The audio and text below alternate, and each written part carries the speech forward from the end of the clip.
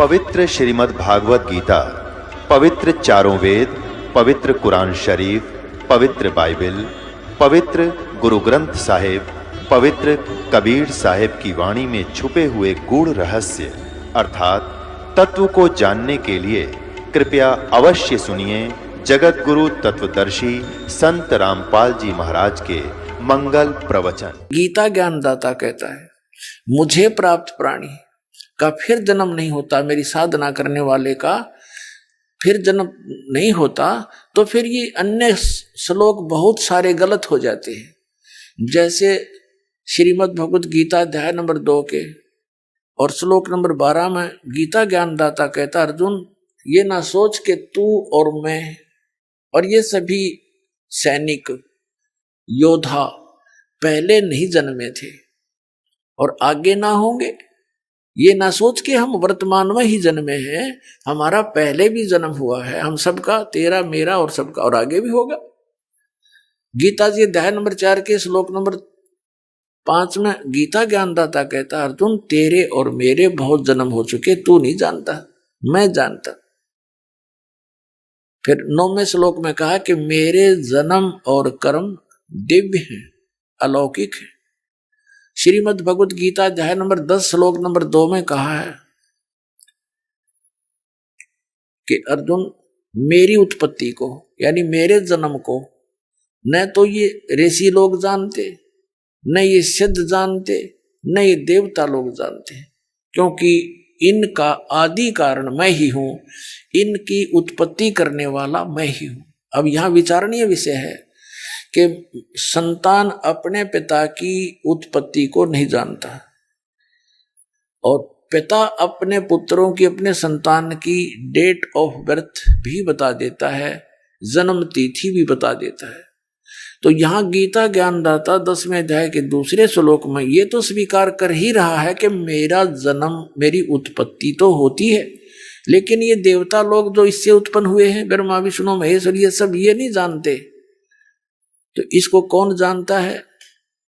इस ज्योत निरंजन यानी ब्रह्म का पिता, परम अक्षर ब्रह्म, सत्य पुरुष कबीर साहब, कबीर देव, वो जानता है, जो ब्रह्मा विष्णु महेश का भी दादा है। इस ज्योत निरंजन ब्रह्म जो ब्रह्मा विष्णु महेश का पिता है, इसका भी पिता है। तो वो जानता है, उसने आकर के स्वयं बताया है इसकी जन्म और मृत्यु को। तो इस प्रकार पुण्यात्माओं, इन सदग्रंथों को घोटने मात्र से और मोक्ष नहीं है। इन सदग्रंथों में जो लिखा है वैसे करने से मोक्ष होता है। तो उस परमात्मा ने आकर के क्या बताया हमारे को? ऋग्वेद मंडल नंबर 9 पहले बताते हैं आपको कि परमेश्वर ने कहा था अपनी प्यारी आत्मा धर्मदास जी को मिले थे, वो अपने विधान अनुसार जैसी लीला वो किया ही करते हैं। उनको बताया था कि ये चारों वेद मेरी ही महिमा का गुणगान करते हैं। वेद मेरा भेद है, मैं ना मिलूं वेदन के माही, और जौन वेद से मैं मिलूं ये वेद जानते नहीं। ये 4 वेद, ऋग्वेद, यजुर्वेद, सामवेद और अथर्ववेद, इन चारों वेदों में परमात्मा ने बताया कि मेरा ही गुणगान है। लेकिन इन चारों वेदों में वर्णित विधि से मेरी प्राप्ति नहीं हो सकती, क्योंकि इन चारों वेदों में महिमा तो पूर्ण परमात्मा की अत्यधिक है और केवल वे ऑफ वर्शिप, साधना, पूजा की विधि, पूजा का मार्ग, वो केवल ब्रह्म तक का है। तो इसलिए उस पूर्ण परमात्मा की प्राप्ति के लिए हमें सूक्ष्म वेद की आवश्यकता पड़ेगी। वो सूक्ष्म वेद इस काल भगवान ने इस डर से नष्ट कर दिया था कि कहीं यहाँ के प्राणियों को इनके अपने पिता, अपने निज ठिकाना सतलोक का पता ना लग जाए, जहाँ बहुत सुख है, तो ये भाग ना जावे यहाँ से सत साधना करके। इसलिए इसने वो सूक्ष्म वेद को नष्ट कर दिया और वेदों, गीता और पुराणों का नाम लेकर के अपने द्वारा भेजे हुए इन काल के दूतों से अज्ञान फैलवा दिया, सदग्रंथों के विरुद्ध विपरीत ज्ञान हमारे को सुनवा दिया, और जिस आधार से हम अपने परमात्मा को ना पहचान कर इन नासवान भगवानों को अविनाशी जानकर आश्रित हो गए। तो उसकी पूर्ति करने के लिए सूक्ष्म वेद जो काल भगवान ने ब्रह्म ने नष्ट कर दिया था, उसकी पूर्ति करने के लिए स्वयं परमात्मा आते हैं और उस सूक्ष्म वेद को अपने मुख से उच्चारण करके बोल के एक ऋषि रूप में, संत रूप में यहाँ पृथ्वी पर विचरते रहते हैं, घूमते रहते हैं और वो ज्ञान प्रचार करते हैं। तो यहां बताया है कि वेद मेरा भेद है, मैं मिलूं वेदन मैं नाही, और जौन वेद से मैं मिलूं ये वेद जानते नहीं। अब वो कौन सा वेद है, वो कौन सा ज्ञान है? ये सूक्ष्म वेद है। इस सूक्ष्म वेद की जानकारी वेदों में नहीं है। अब परमात्मा ने आकर के क्या बताया कि ये ब्रह्मा विष्णु महेश की क्या सचिथि है, और ब्रह्म इस ज्योति निरंजन का जन्म कैसे हुआ, इसकी उत्पत्ति कैसे हुई, ये अपने जन्म और कर्म को अलौकिक कैसे बताता है, ये ज्ञान सूक्ष्म वेद के अंदर है। अब प्रसंग चल रहा है, हम उसी पर लौटते हैं कि गीता के अंदर जो वर्णित विधि है उसको ना अपनाकर ये अज्ञानी मंडलेश्वर और ये आचार्य ऋषि गुरु ब्राह्मण पंडित कोई जाति विशेष के लिए नहीं है। यहाँ पर ये प्रसंग जो चल रहा है ये किसी ब्राह्मण विशेष जाति विशेष से नहीं है। जैसे अध्यात्म मार्ग के अंदर ब्राह्मण किसे कहते हैं? ब्राह्मण सोए जो ब्रह्म पछाणे और पंडित सोए जो पिंड की जाने। अन्य ब्राह्मण नहीं है।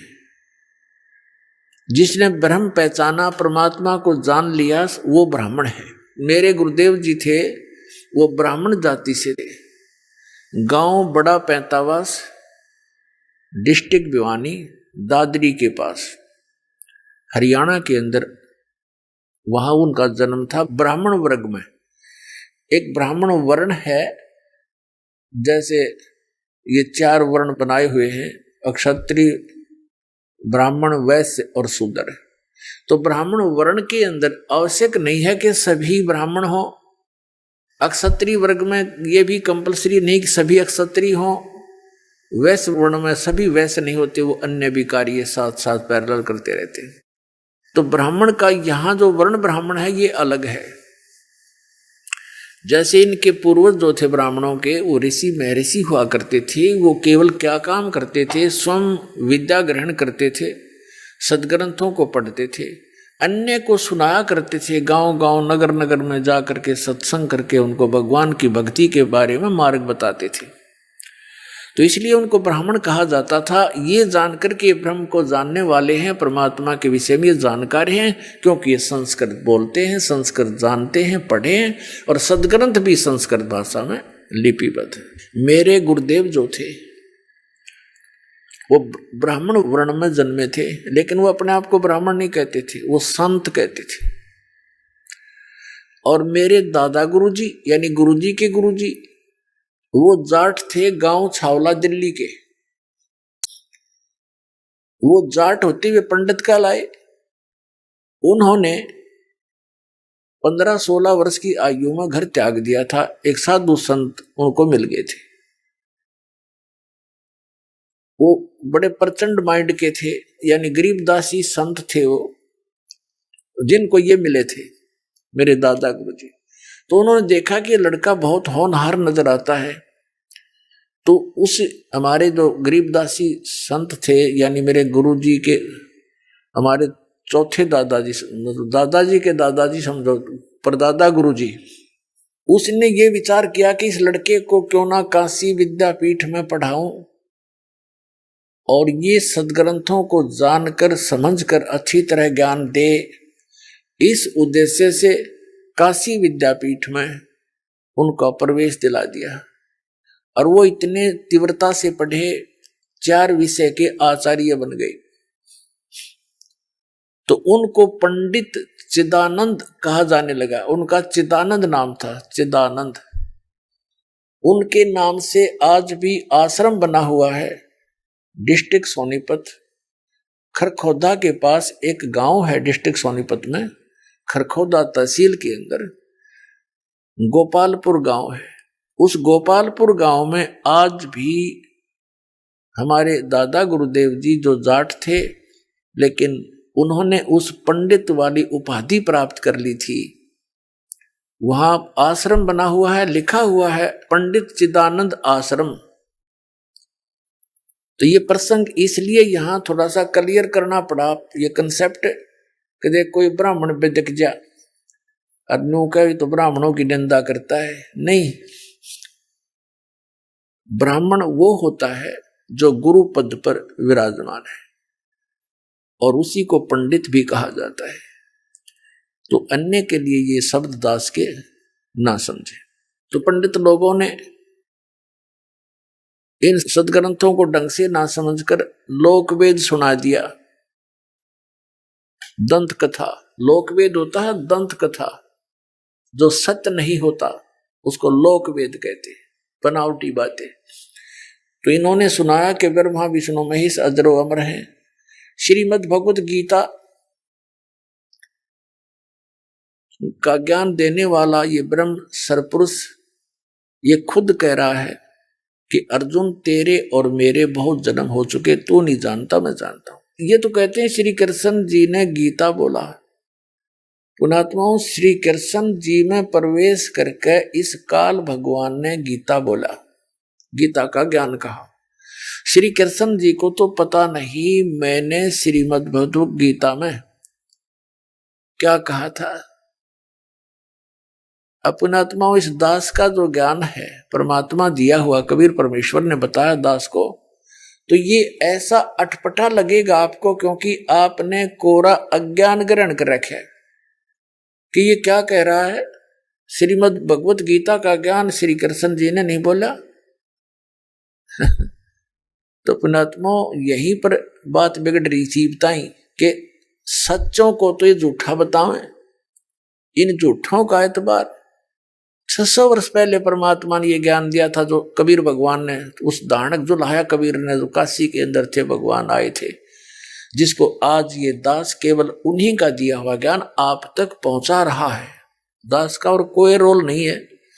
इतना रोल है कि जो सदग्रंथों में लिखा है उस लेखक के विचार आपके रूबरू कराता हूं, जो परमेश्वर ने आकर ज्ञान दिया वो आपके रूबरू कराता हूं।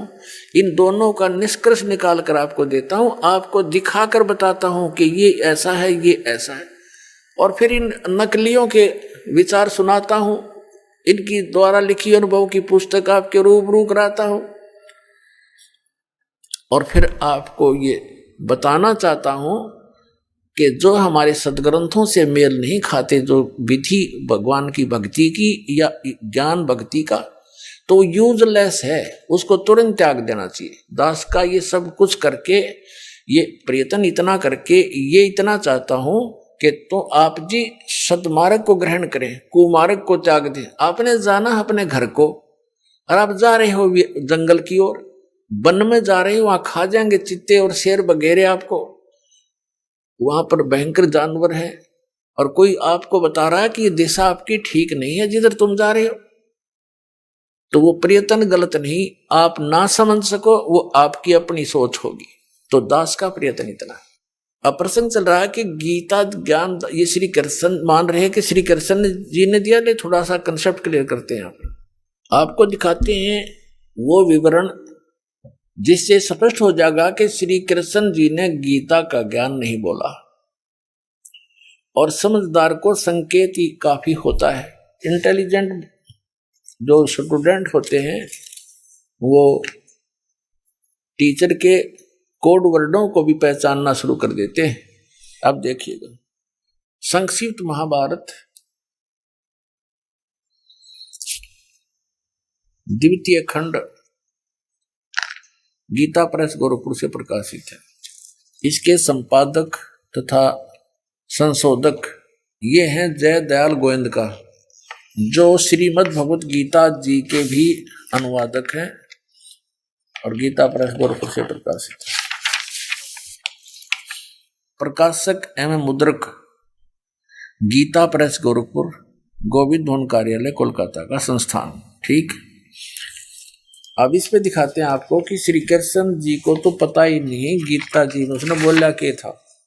ये द्वितीय खंड है, इसका द्वितीय खंड, ये द्वितीय खंड है महाभारत का, संस्कृत महाभारत का, और इसके 667 पृष्ठ पे हम आपको दिखाएंगे। जन्मेजय ने पूछा, शत्रुओं का नाश हो जाने के बाद जब महात्मा श्री कृष्ण और अर्जुन सभा में बैठकर वार्तालाप कर रहे थे, उस समय उनमें क्या क्या बातचीत हुई।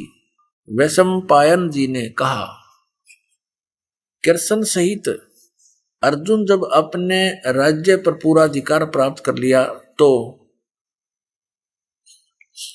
अर्जुन ने जब अपने राज्य पर पूरा अधिकार प्राप्त कर लिया तो वे दिव्य सभा भवन में आनंद के साथ रहने लगे। एक दिन सब जनों से घिरे हुए दोनों मित्र स्वेच्छा से घूमते हुए सभा मंडप के ऐसे भाग में पहुंचे जो स्वर्ग के समान सुंदर था। पांडुनंदन अर्जुन श्री कृष्ण के साथ रहकर बहुत प्रसन्न थे।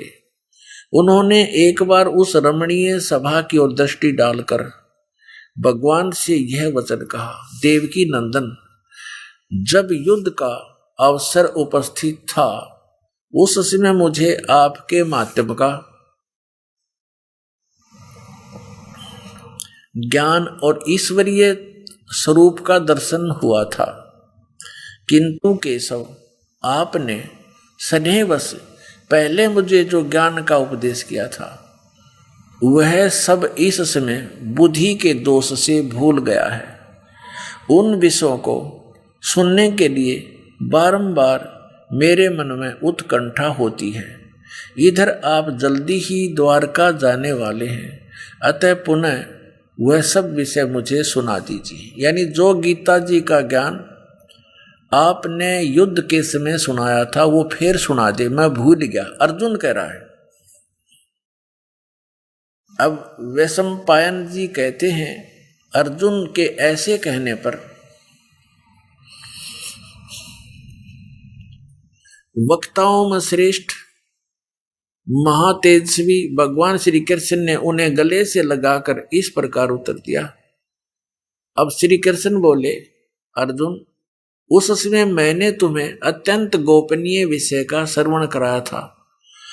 अपने स्वरूप भूत धर्म सनातन पुरुषोत्तम तत्व का परिचय दिया था और नित्य लोकों का भी वर्णन किया था, किंतु तुमने जो अपनी नासमझी के कारण उस उपदेश को याद नहीं रखा, यह जानकर मुझे बड़ा खेद हुआ है।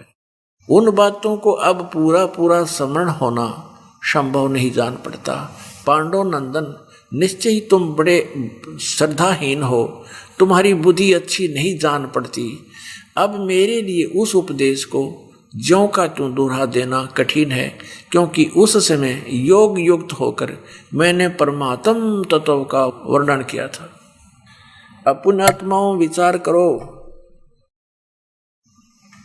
इसमें श्री कृष्ण जी का कितना रोल है गीता के ज्ञान में, ये तो स्पष्ट हो गया है। जैसे कोई प्रेत किसी दूसरे के शरीर में प्रवेश करके बोलता है, आप यहाँ देखते हो, हमने तो बहुत अच्छा एक्सपीरियंस है इसका। वो प्रेत पता नहीं क्या क्या कहता है, मैं तुम्हारा ये लगता हूँ, मैं इसको ऐसे कर दूंगा, इसको मार डालूंगा, तुम मेरा ऐसे कर दो वैसे कर दो। फिर जब वो निकल जाता है तो जिस आत्मा में वो, जिस शरीर में वो प्रवेश था, जिसके नाम वो शरीर है, उस आत्मा के नाम, तो वो जब अपने होश में आता है फिर उसको अन्य ही बताते हैं कि आप नो बोल रहे थे, ऐसे बोल रहे थे, ऐसे कह रहे थे। उसको कुछ याद नहीं होता मैंने क्या बोला था, क्योंकि वो बोल खुद नहीं रहा था, कोई प्रेत आत्मा बोल रही थी उसके अंदर। तो ऐसे ही श्री कृष्ण जी में प्रवेश करके यूं काल बोल रहा था। अब देखो ये दास सत्संग कर रहा है इस विषय पर, और आप सुन रहे हो। जो प्रथम बार कोई श्रोता इस ज्ञान को सुनेगा वो मुश्किल से 20% याद रख सकता है। और मुझसे कभी सुन लेना, क्योंकि मैं अपने होश हवास में बोल रहा हूं। और यदि कुछ दिन के बाद आप कहो कि आप उसी विषय को सुनाइए जो आपने उस दिन सुनाया था, और मैं आपसे कहूं तुम बड़े श्रद्धाहीन हो, तुम्हारी बुद्धि अच्छी नहीं है, तुमने याद क्यों नहीं रखा, और मैं कहूं कि मुझे तो वो स्मरण होना संभव नहीं है पूरा पूरा, ये क्या मतलब हुआ? श्रोता सारा याद रख सकता है और वक्ता को याद नहीं। इति सिद्धम श्री कृष्ण जी ने नहीं बोला, और फिर कहता मैंने परमात्म तत्व का ज्ञान कराया था, फिर श्री कृष्ण परमात्मा की तरह गया। इसने बोला ही नहीं था वो ज्ञान। अब आगे इसने इसके बाद फिर अपने 70 की गीता बोली है। वो किधर आसपास भी कोई ना गीता और ज्ञान का, इसी प्रसंग में आगे बोल रखा है। मैं अब सुनाता हूं तुझे अपने विचार। वो विचार इसके हैं इसी 667 पृष्ठ पे द्वितीय भाग में महाभारत के अंदर आगे काफी वर्णन लिख रखे हैं। वो इसके आसपास भी नहीं है वो गीता। तो पुणात्मा इस प्रकार ये दास जो कहना चाहता है उसको गहराई से सोचो समझो। इससे स्पष्ट हो गया कि श्री कृष्ण जी ने गीता का ज्ञान नहीं बोला, इसको पता ही नहीं मैंने क्या बोला। अब ये गीता ज्ञान दाता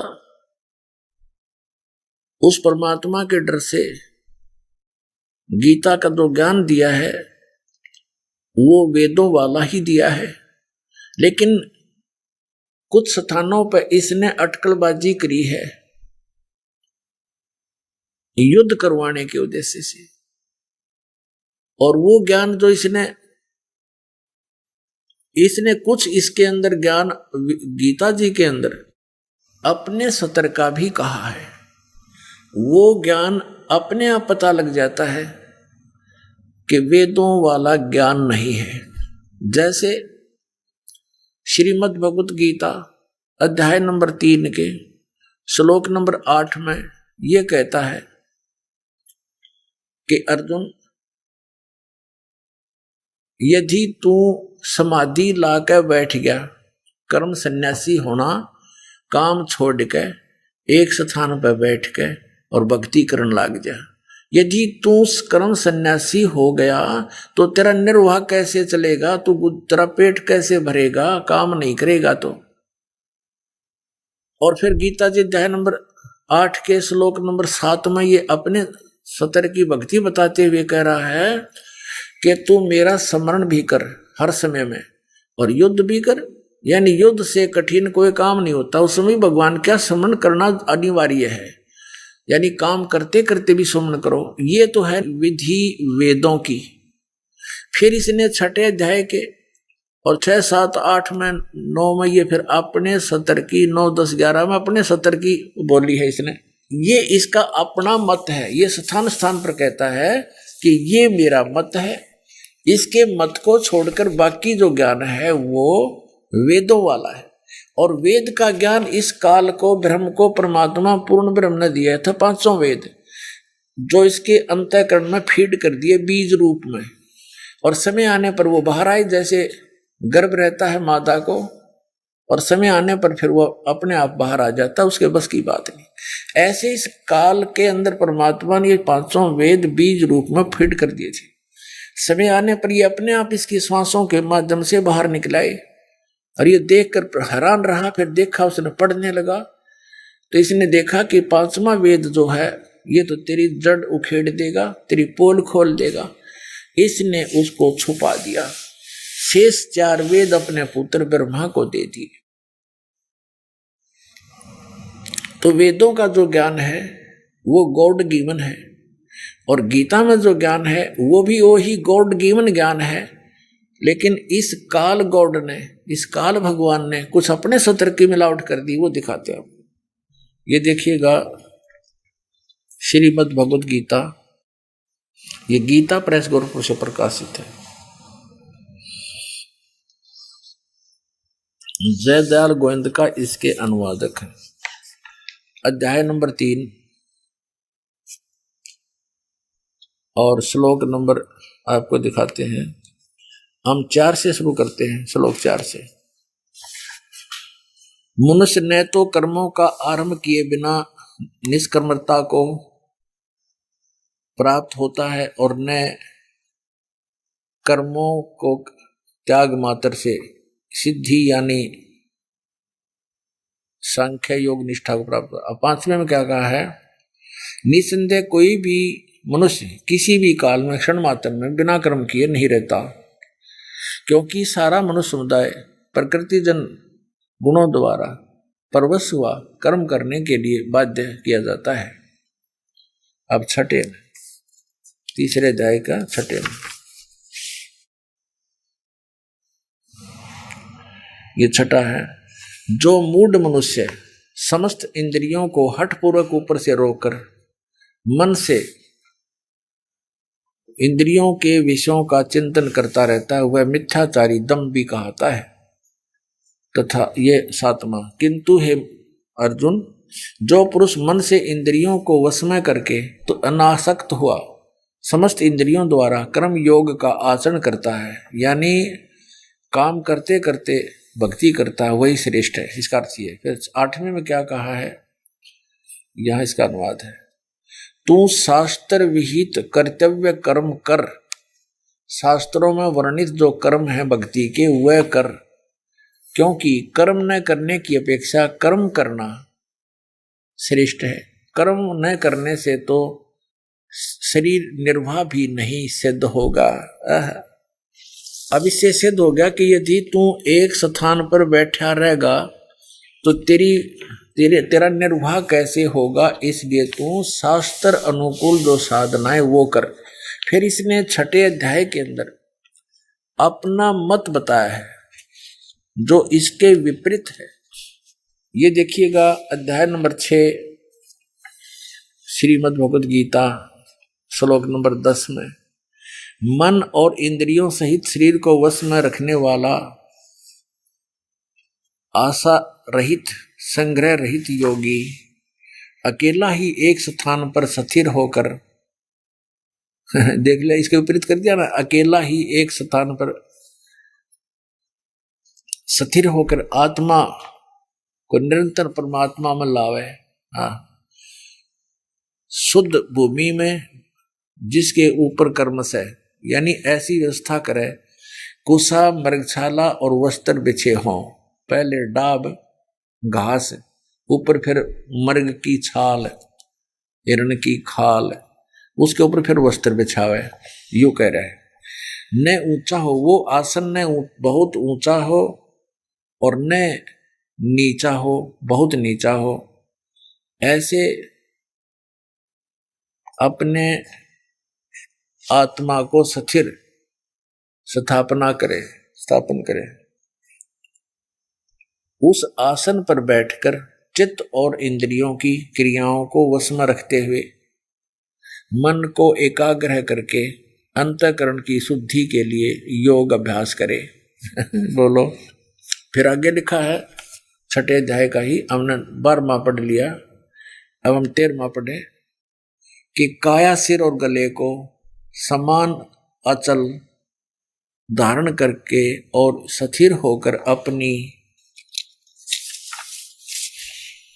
नासिका के अग्रभाग पर नाक के अगले हिस्से पर दृष्टि जमाकर अन्य दिशाओं को न देखता हुआ ब्रह्मचारी व्रत में स्थित भय रहित भली भांति शांत अंतःकरण वाला सावधान योगी मन को रोक कर मुझ में चित्त वाला मेरे प्राणत होकर स्थित होए।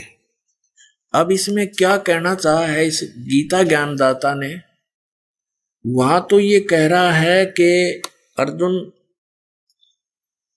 यदि कोई हठ पूर्वक इंद्रियों को रोकना चाहता है और हट करके बैठ जाता है, वो बैठा तो दिखाई देता है जैसे बड़ा निश्चल है, लेकिन अंदर से इंद्रियों के ही स्मरण में लगा रहता है। और यदि तू एक स्थान पर बैठ गया, काम करया नहीं, तो तेरा निर्वाह कैसे होगा? कहने का भाव ये है, उसने कहा कि तू काम भी कर और भक्ति भी कर। जैसे गीता जी अध्याय नंबर 8 के श्लोक नंबर 7 में स्पष्ट किया है कि तू युद्ध भी कर, मेरा स्मरण भी कर। तो वहां क्यों नहीं कहा कि आसन ला ले, एक जगह बैठ जा, ऊंचा नीचा कर ले, आसन नाक के आगे देखी जा, इतने को ठोक दे तीर। तो ये सब इसकी अपनी लोकवेद है, दंत कथा है, इसकी मिसगाइड करने के लिए कि ये भक्ति से दूर हो जाए, भक्ति कर ना सकें। और फिर पहले तुम आसन में डाब लाओ, फिर मर्ग की खाल लाओ हिरण की, फिर उस पर वस्त्र बिछाओ और फिर नाक के आगे ध्यान लगाओ। और इसका सारा टोटल रिजल्ट क्या है? इसका परिणाम ये बता है कि अंतःकरण की शुद्धि के लिए और मन न रोक ले।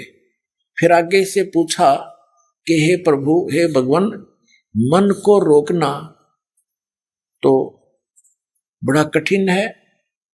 तो फिर आप पे कहता हाँ भाई ऐसा है, मन को रोकना तो वायु को रोकने के तुल्य है। फिर यहाँ कैसे कह रहा है कि तू मन न रोक कर भक्ति कर ले? जब मन न रुक गया तो फिर रोलाए के है, फिर तो पारे हो गया आदमी। इस मन को रोकने के लिए ही ये क्रियाएं और ये ज्ञान बताया जाता है जो सूक्ष्म वेद में भगवान ने बताया। इससे दूर कर दिया इसने मानव को। 8वें अध्याय के और 7वें श्लोक में ये खुद कह रहा है कि तो मेरा सिमरन भी कर और युद्ध भी कर। ये देखिएगा अध्याय नंबर 8 और यहाँ ये 7 मंत्र है, ये रहा ये 7। इसमें कहा कि इसलिए हे अर्जुन, तू सब समय में मेरा स्मरण कर और युद्ध भी कर। मुझ में अर्पण किए हुए मन बुद्धि युक्त से होकर तू निसंदेह मुझको ही प्राप्त होगा। ये है वेद ज्ञान। वेद ज्ञान क्यों है? क्योंकि वेद में भी लिखा है। यजुर्वेद अध्याय नंबर 40 के मंत्र नंबर 15 में वेद ज्ञान दाता वही है जो गीता ज्ञान दाता है, जो श्री कृष्ण में बोल रहा है। तो वेद ज्ञान दाता क्यों कहा गया? क्योंकि इसको ज्ञान ग्रहण हुआ अंतःकरण में और इसके अंतःकरण में ये फीड है और एक बाहर भी कॉपी आ गई, जैसे कंप्यूटर के अंदर होती है, अंदर भी रहती है सेव और बाहर भी कॉपी उसका डाउनलोड कर ली जाती है। तो वहां से जो वो बोल रहा था उस समय वेदों का ज्ञान जो इसने सुनाया अन्य को, तो वो सही बोला। जब इसने युद्ध करवाना था, अटकलबाजी करनी थी, बाद में इसको पता लग गया कि तो इसमें भी बहुत कुछ निर्णय है, तो इसने अपनी अटकल साथ लगा दी और वो ज्ञान वेद ज्ञान गॉड गिवन है। अब जैसे यजुर्वेद अध्याय नंबर 40 के और मंत्र नंबर 15 में स्पष्ट किया है कि ओम नाम का जाप कर्तु समर, किलवे समर और कर्त्युम समर, वायु अनिलम अथिदम भस्मांतम शरीरम। ओम कर्तु समर, किलवे समर और कर्त्युम समर। क्या बताया है कि ओम नाम के जाप को काम करते करते श्रवण कर, विशेष कसक के साथ श्रवण कर और मनुष्य जीवन का मूल कर्तव्य जानकर ओम नाम का श्रवण कर। जिससे क्या होगा कि जब तेरा शरीर नष्ट होगा, भस्म होगा, तेरा शरीर समाप्त होगा, उस समय तुझे इस ओम नाम के जाप से मिलने वाली जो राहत है, जो गति है, वो उतना अमृतव प्राप्त होगा। और यही गीता जी अध्याय नंबर 8 के श्लोक नंबर 13 में कहा है, ओम इति एकाक्षरम ब्रह्म व्यवहारण माम अनुस्मरण यह परियाति तजंदेहम स याति परमाम गतिम। मुझ ब्रह्म का केवल एक ओम मंत्र है और जो इसको अंतिम श्वास तक सिमरण करता है, शरीर त्याग कर जाते समय तक, तो मेरे वाली यानी परम गति को प्राप्त होता है। जो ओम से मिलने वाली परम गति, वो ब्रह्म लोक है, वो ओम से मिलने वाली परम गति। और ब्रह्म लोक में गए हुए प्राणी फिर वापस आते हैं, उनकी पूर्ण मोक्ष नहीं होता। अब आपको यजुर्वेद से रूबरू कराते हैं।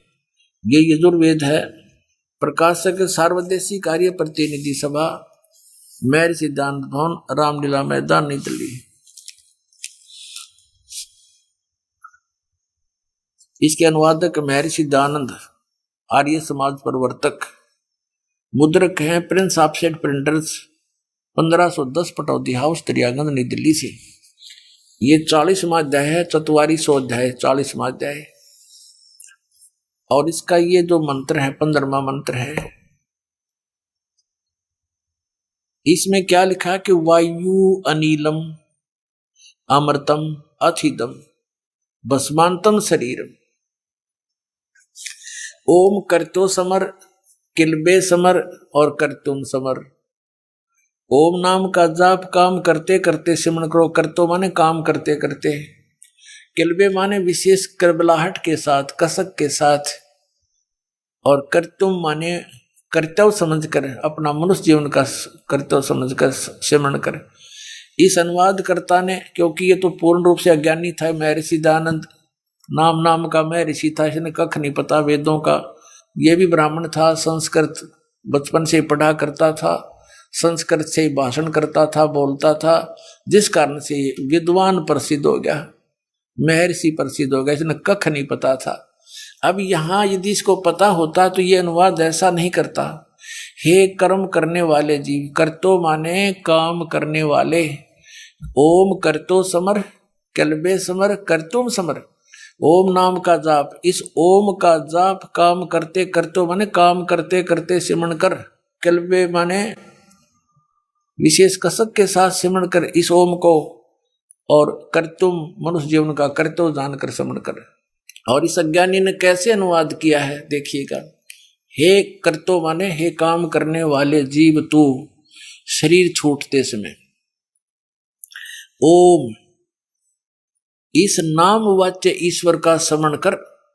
हाँ, कल देखो इसकी ओम नहीं लिखा, ओम का अर्थ सीधा लिखना था, इस ओम को स्मरण कर ना, इसने अर्थ कर दिया नाम वाच्य ईश्वर। अब इसने अपनी विधान बताया था कि नाम जाप करने कोई लाभ नहीं होता। ये अज्ञानी का विधान था इस दयानंद का। अपने आत्माओं, अब साथ साथ इन अज्ञानियों के अनुभव की पुस्तकें भी आपको दिखाई जाएंगी, तभी आप महसूस करोगे सचमुच रामपाल साची कह रहा है। नातिन, ये तो आपके हृदय में समाये बैठे हैं, ये कति कि तुम बड़े विद्वान थे। ये देखिएगा सत्यार्थ प्रकाश, जिसके विषय में क्या लिखा है। ये सत्यार्थ प्रकाश, ये महर्षि दयानंद सरस्वती आर्य समाज प्रवर्तक, ये इनके जीवन काल के विषय में लिखा है कि सन 1824 से लेकर सन 1883 तक 59 ईयर ये जीवित रहा। इस सत्यार्थ प्रकाश के विषय में क्या लिखा है कि वेद आदि विविध सद शास्त्र प्रमाणे समन्त, यानी वेद आदि विविध सद शास्त्रों के प्रमाणों से इसकी रचना की है। किसने? श्रीमत परमहंस परिव्राजक आचार्य। इतनी तो फीत इसका आज्ञा ला रखी है। फिर महर्षि दयानंद गए, महर्षि दयानंद सरस्वती स्वामी विरचित है। इसके विषय में कहा कि वेद आदि सद शास्त्रों के प्रमाणों से इस महर्षि दयानंद द्वारा लिखा गया है। प्रकाशक वैदिक यति मंडल, दयानंद मठ, दीनानगर, पंजाब से। और ये छपी कहाँ से है? मुद्रक है आचार्य प्रिंटिंग प्रेस, दयानंद मठ, गोहाना मार्ग, रोहतक से। अब देखना, इसके 263 पृष्ठ पे 11वां समोल्लास, एकादश समोल्लास है, यानी 11वां समोल्लास 263 पृष्ठ पे यहाँ क्या लिखा है? किसी ने प्रश्न किया इसे, परमेश्वर निराकार है, वह ध्यान में नहीं आ सकता, इसलिए मूर्ति का होना आवश्यक है। भला कुछ भी नहीं करे तो मूर्ति के सामने जाते हैं, तब कुछ परमेश्वर का स्मरण करते और नाम लेते हैं। ये प्रश्नकर्ता कह रहा है कि तो परमात्मा को निराकार बतावा है, तो हम उसकी मूर्ति बना ली उसने, उस मूर्ति के पास जाते हैं तो कुछ ना कुछ उसका फिर याद आ जाता भगवान। तो महर्षि दयानंद कहता है जब परमेश्वर निराकार है तब उसकी मूर्ति ही नहीं बन सकती। जो मूर्ति के देखने से परमेश्वर का स्मरण होवे तो परमेश्वर की बनाई पृथ्वी जल आदि को देखकर अग्नि क्यों नहीं हो जाए। फिर आगे क्या कहता है? जो मूर्ति को न मान परमेश्वर को व्यापक माने और उसके डर से कि मुझको परमेश्वर देखता है, पाप ना करे। स्मरण करने से कुछ नहीं होता। नाम स्मरण करने से कुछ नहीं होता। नाम यानी नाम का जाप करने से कुछ नहीं होता। जैसा कि मिश्री कहने से मुख न मीठा और नीम कहने से कड़वा नहीं होता, किंतु उसको जीभ से चाखने से मीठा वह कड़वा होता है। नाम लेने की तुम्हारी रीति उत्तम नहीं है, वह इस प्रकार है। फिर विधि बताओ है, ऐसे स्मरण करो भगवान का नाम लो। इस प्रकार करना चाहिए जैसे न्यायकारी ईश्वर का नाम है, और जैसे पक्षपात रहित होकर परमात्मा सबका यथावत न्याय करता है, वैसे नामों के अर्थों को अपने में धारण करें। अपने आत्माओं इनकी या इंग्लिश आप नहीं समझ सकते, दास समझे ये क्या बोलना चाहो। यहाँ पर आप समझते होते तो पहले पता लग जाता है कि शायद महर्षि है। इसने ये कहा है, जैसे प्रश्नकर्ता कह रहा है कि हम मूर्ति इसलिए बना रखी है हमने कि सारा दिन काम में बिजी रहते हैं, व्यस्त रहते हैं, फिर कभी भगवान दिख जाता है तो उसका नाम जाप कर लेते हैं। कुछ देर तो करते हैं, उसके जी रास्ते में जा रहे हैं, मंदिर मूर्ति दिख गया तो भगवान की याद आई, उसका नाम स्मरण कर लिया हमने। तो यूँ कहता है कि नाम स्मरण करने से कुछ नहीं होता। जैसे मिश्री करेंगे यानी ओम ओम करते रहे तो मिश्री कहते मुंह मीठा नहीं होता। यानी इसका क्लियर कर दिया इसने कि ओम नाम के जाप करने से कोई लाभ नहीं होता। फिर अपनी विधि बताई है कि नाम का स्मरण करना तुम्हारा गलत है, विधि गलत है। उस परमात्मा का स्मरण करो। कैसे कि वो न्यायकारी है, सबको यथावत न्याय देता है, सृष्टि का रचने वाला है। बस इतना स्मरण करो, ओम नाम का जाप नहीं। इसके इस व्याख्यान का ये अर्थ बनता है। यही कारण था कि इसने अपना ओम नाम का जाप किया नहीं, क्योंकि इसको ज्ञान तो था नहीं, दृढ़ता इसको थी नहीं कि कौन सी भक्ति ठीक है, संशय में था। इसलिए कितने कुछ एंड बेंड बोला है। एक जगह इसने क्या बता रखा है इनके जीवन चरित्र में, किसी को कहता है कि सच्चिदानंद नाम स्मरण करा कर, यानी इसको ज्ञान तो था ही नहीं, इसके जीवन चरित्र में लिखा है। तो कहने का भाव इसे सिद्ध हो गया कि ये ओम नाम के जाप के सिमरण करने के पक्ष में नहीं था। अब फिर आते हैं यजुर्वेद पर, और क्लियर हो जाएगा। इसके ही अनुवाद में वेद कह रहे हैं कि स्पष्ट कह रहे हैं, वेद प्रमाण है कि ओम नाम का जाप करे, ओम काम करते करते सिमरण कर, विशेष कसक के साथ सिमरण कर, और मनुष्य जीवन का मुख्य उद्देश्य जानकर सिमरण करे। और ये अज्ञानी यहाँ भी यही इसी दृष्टिकोण से अनुवाद कर रहा है कि ओम नाम के सिमरण की कोई आवश्यकता नहीं। देखो फिर हम आगे यजुर्वेद पर।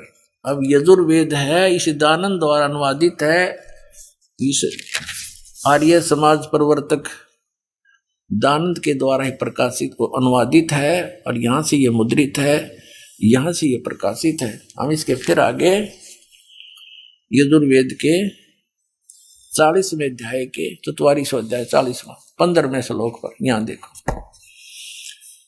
इसमें स्पष्ट लिखा है कि ओम करतो समर। करतो का अर्थ ये खुद कर रहा है, करतो माने काम करने वाले जीव।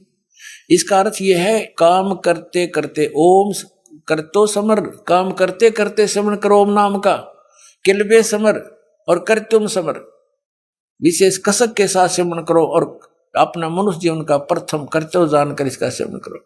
तो इस यहाँ वायु अनिलम, आपके शरीर में जब तक ये शरीर प्राण है, जीव है, श्वास है, इससे अथिदम अंत में भस्मांतम शरीरम अमृतम, जो अमृतम इस ओम नाम से होगा शरीर छोड़ने तक सिमरण करते रहना, इससे वो उतनी परम गति अवश्य होगी, अमृत अवश्य प्राप्त होगा। और ये क्या कह रहा है, काम करने वाले जीव तू शरीर छोड़ते समय ओम लिखा स्पष्ट, इस ओम को गोलमोल कर दिया। यहां लिखना था ओम को स्मरण कर, इसने लिख दिया इस नाम वाच्य ईश्वर को, जिसका ओम नाम है उसका स्मरण करे, नोट ओम को। क्योंकि काल ने याद करे, जो किसान्याकारी है काल आपको बताई दिया भगवान ने, तो स्मरण करे अपने सामर्थ्य के लिए परमात्मा और अपने स्वरूप का स्मरण कर, कर्तम अपने किए का स्मरण कर, अपने किए का, इस जैसा अपने मनुष्य जीवन का मूल कर्तव्य जानकर इसका स्मरण कर। ये वाक्य दिखाने की जरूरत है नहीं इसमें। अब गीता ज्ञानदाता 8वें अध्याय के 13वें श्लोक में भी यही कहता है कि ओम इति एकाक्षरम ब्रह्म व्यवहारण मामनुस्मरण ये प्रियति तजंदेहम सयाति परमाम गति। मेरे ओम नाम का जाप, मेरा एक ओम अक्षर है मुझ ब्रह्म का, नथिंग एल्स। इसका श्रवण काम करते करते श्रवण करो, जो अंतिम श्वास तक जो श्रवण करता हुआ इसका त्याग करता शरीर को, तो मेरे वाली परम गति को प्राप्त होता है, ब्रह्म की परम गति को प्राप्त होता है। यानी ओम नाम से ब्रह्म लोक प्राप्ति होता है, ये ब्रह्म का मंत्र है। आइए अब हम उन श्रद्धालुओं के अनुभव जानते हैं जो जगत गुरु तत्वदर्शी संत रामपाल जी महाराज जी से दीक्षा प्राप्त कर चुके हैं तथा उनके द्वारा बताए गए भक्ति मार्ग पर चल रहे हैं। नमस्कार सर। साहब जी। सर क्या नाम है आपका? अमर सिंह दास। अमर सिंह जी, आप कहाँ के रहने वाले हैं? सर मैं जिला बरेली तहसील फरीदपुर के गांव ततारपुर गौटिया का रहने वाला हूँ। सर संत रामपाल जी महाराज से नाम दीक्षा आपने कब ली? सर संत रामपाल जी महाराज से नाम दीक्षा मैंने 10 मई 2020 को ली। सर संत रामपाल जी महाराज से नाम दीक्षा लेने से पहले आप क्या भक्ति साधनाएं करते थे? संत रामपाल जी महाराज से नाम दीक्षा लेने से पहले जो समाज में प्रचलित सभी देवी देवताओं की भक्ति करता था, शंकर जी को अपना इष्ट मानता था, जैसे कांवर ले जाना सावन में और 15-15 दिन 20-20 दिन तक रोड के किनारे टेंट लगा के भंडारे करवाना, ये सारा काम करता था। बाकी जो गांव में और लोग थे उनके साथ में एक टोली बना रखी थी 10-20 लोगों की, उनको साथ में ले जाके कांवर चढ़वाना, यहाँ हरिद्वार से गोला जाना, या देव के यहाँ कादर चौक से भी जाते हैं गोला के लिए, वहाँ मंदिर पे जाके शिव जी के मंदिर पे जाके जल चढ़वाना, यही पूजा पाठ करता।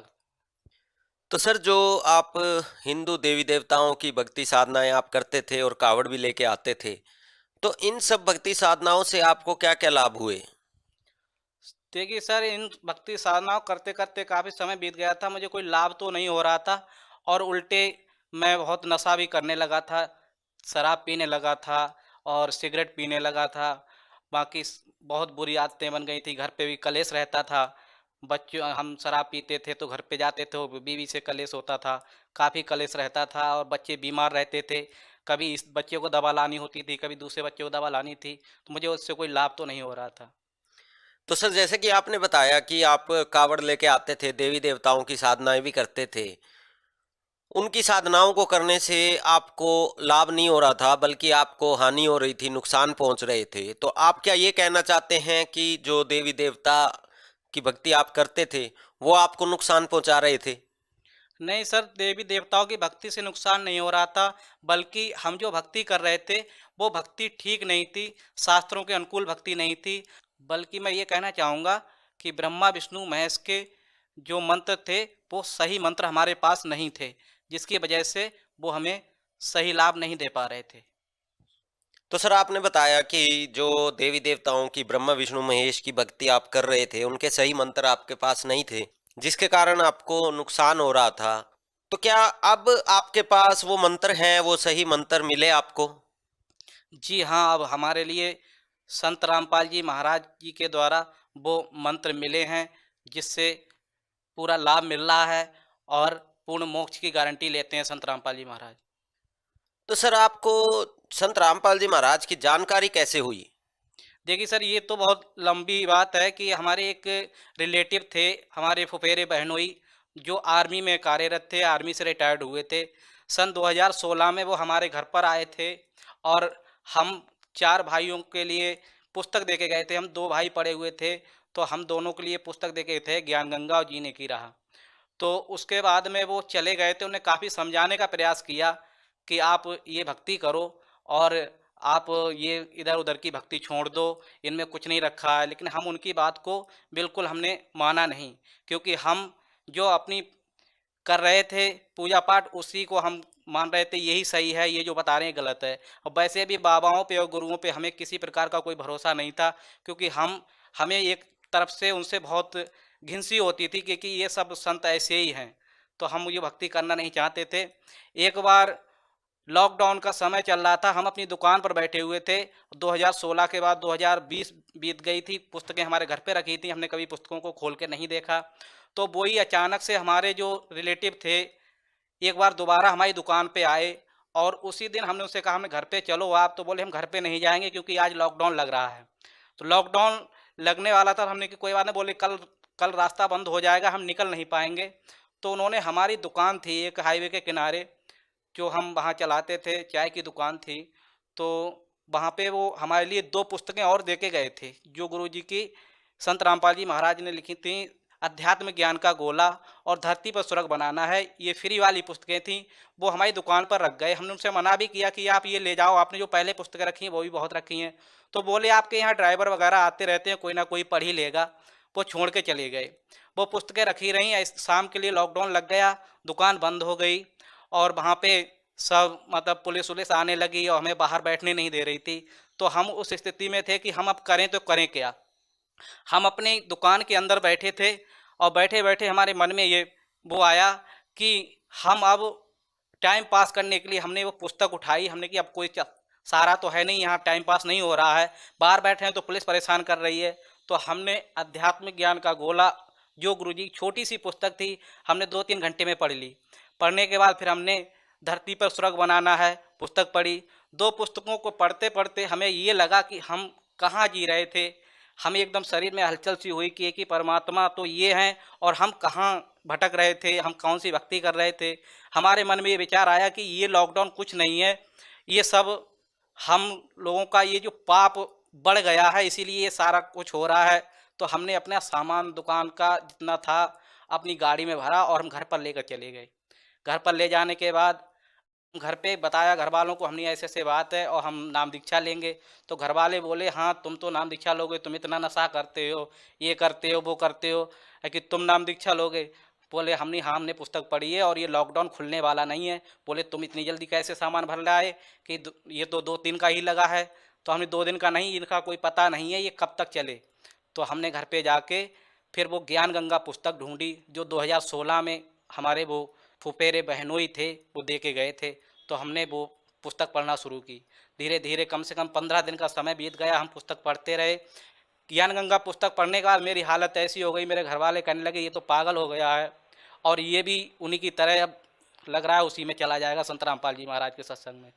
तो घर वाले सब हंसी बनाने लगे, और मैंने फिर ज्ञान गंगा का अध्ययन किया। ज्ञान गंगा अध्ययन करने के बाद मैंने एक पुस्तक और जीने की राह, जो हमारे बड़े भाई को दे के गए थे, उनके घर पर जाके देखी। तो उनके घर के ऊपर अलमारी में रद्दी में मिली, मैंने उसे पोंछ के साफ़ किया। साफ़ करके मैंने फिर जीने की राह पुस्तक पढ़ी। फिर 10 मई 2020 को मैंने संत रामपाल जी महाराज से नाम दीक्षा ली। तो सर, जब संत रामपाल जी महाराज से आपने नाम दीक्षा ली, उसके बाद आपको क्या क्या लाभ प्राप्त हुए? देखिए सर, लाभ तो बहुत हुए। मैं आपको उनमें से कुछ ही 2-4 लाभ गिना पाऊंगा, क्योंकि समय बहुत हो जाएगा। सबसे बड़ा लाभ है कि मेरी जो पत्नी थी, उनके लिए बच्चेदानी में गांठ हो गई थी, और हम नाम दीक्षा लेने के 2 महीने बाद ही उनके पेट में दर्द हुआ। दर्द होने के बाद उन्हें पता चला, हमने लेके गए हॉस्पिटल, बालकृष्ण हॉस्पिटल बरेली में है, जो नकटिया पे है, वहाँ ले जाके हमने उनकी जांच कराई। तो उसमें आया कि इनके बच्चेदानी में गांठ है। डॉक्टर ने मुझसे बोला कि इसका ऑपरेशन होगा। तो मैं एकदम दंग रह गया कि मैंने कि हे परमात्मा, मैं आपकी भक्ति नई भक्ति शुरू की है, घर वाले भी हंसी बनाएंगे, गांव वाले भी हंसी बनाएंगे, लेकिन परमात्मा पे पूरा विश्वास था कि परमात्मा अपनी बाणी में कहते हैं कि सतगुरु के दरबार में कमी काऊ की ना, और हंसा मौज न पावता तेरी चूक चाकरी में। परमात्मा की इस वाणी को के मुझे याद आया कि हमारी ही कहीं ना कहीं भक्ति में कोई त्रुटि है। तो हमने भगतमती से कहा, घर चले आए। घर आने के बाद हमने भगतमती से कहा कि देखो आप सही से भक्ति करो। उनने दोनों टाइम सुबह शाम परमात्मा की ज्योत जलाई, दंडवत प्रणाम किया, अमृत जल रोज़ सुबह शाम लिया, परमात्मा जो अमृत जल देते हैं। तो 8 दिन के बाद हम दोबारा गए, हमने कहा अब ये दिक्कत हो गई है तो चलो इससे तो निपटना है ही, चलो इनका ऑपरेशन करा ही देते हैं। तो 8 दिन के बाद हम जब अस्पताल में गए, रिपोर्ट थी हमने दिखाई उनके लिए, तो उन्होंने कहा इसकी जांच दोबारा से होगी। जब दोबारा जांच कराई तो रिपोर्ट नॉर्मल आई और संत रामपाल जी महाराज की दया से वो जो गांठ थी वो नॉर्मल हो चुकी थी। एक तो ये सबसे बड़ा लाभ हुआ हमारे लिए। दूसरा, हमारी भगतमती को बवासीर की दिक्कत थी, बवासीर की दिक्कत भी संत रामपाल जी महाराज जी से नाम दीक्षा लेने के बाद बिल्कुल ख़त्म हो गई। हमारे बच्चे जो बीमार रहते थे, एक को दवा लाते थे, एक बीमार पड़ जाता था। यहाँ तक हम डॉक्टरों से इतना परेशान हो चुके थे, हमने डॉक्टरों से बोला था कि आप ठेका ले लो, कि ठेके पे इलाज कर दिया करो, हम ऐसे रोज़ रोज़ दवा लेने नहीं आ पाएंगे।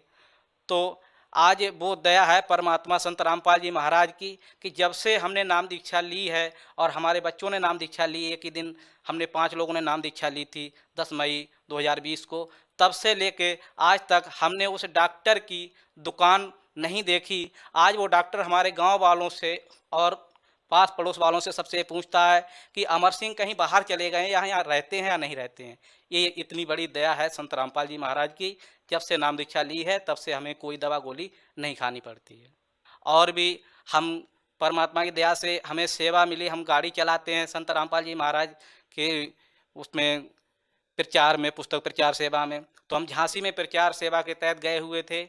वहाँ पे हमारी गाड़ी सुबह 80-85 की स्पीड पे चल रही थी और अचानक गाड़ी के ब्रेक फेल हो गए।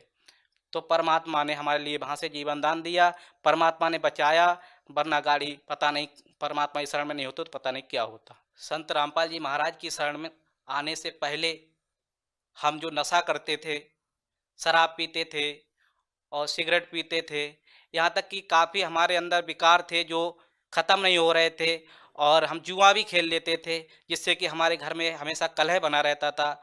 आज संत रामपाल जी महाराज की दया से सारे विकार दूर हो गए और हमारा जीवन सुखमय बीत रहा है। हमारे परिवार में सब खुशी से रह रहे हैं, अब किसी प्रकार का कोई लड़ाई झगड़ा नहीं होता है। तो सर, आपने बताया कि संत रामपाल जी महाराज से नाम दीक्षा लेने के बाद आपका नशा छूट गया, आपकी पत्नी की जो बीमारियां थी वो भी दूर हो गई, आपके घर में जो लड़ाई झगड़ा रहता था वो भी बिल्कुल दूर हो गया और अब आप सुखमय जीवन जी रहे हैं। तो जो श्रद्धालु आज आपको देख रहे हैं, आप उन्हें क्या संदेश देना चाहेंगे? देखिए, संदेश तो संत रामपाल जी महाराज देते हैं।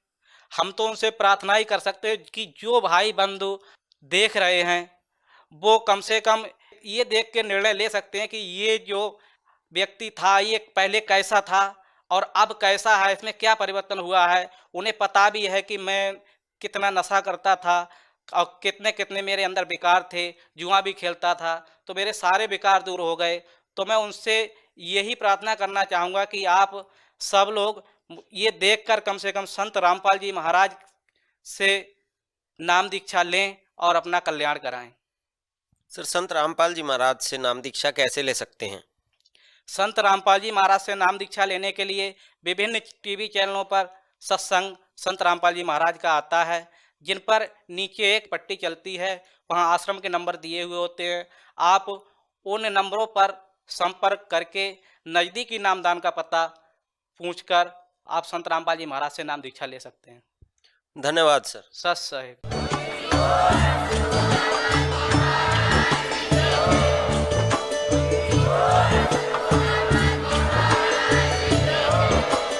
आप सुन रहे थे जगत गुरु तत्वदर्शी संत रामपाल जी महाराज जी के मंगल प्रवचन। अधिक जानकारी के लिए विजिट कीजिए हमारी वेबसाइट www.jagatgururampalji.org। संत रामपाल जी महाराज जी के शुभ आशीर्वाद से पूरे विश्व भर में 500 से भी ज्यादा नाम दीक्षा केंद्र हैं, जिन पर संत रामपाल जी महाराज जी द्वारा ऑनलाइन निशुल्क नाम दीक्षा दी जा रही है। अपने नजदीकी नाम दीक्षा केंद्र का पता करने के लिए संपर्क करें 8222880541।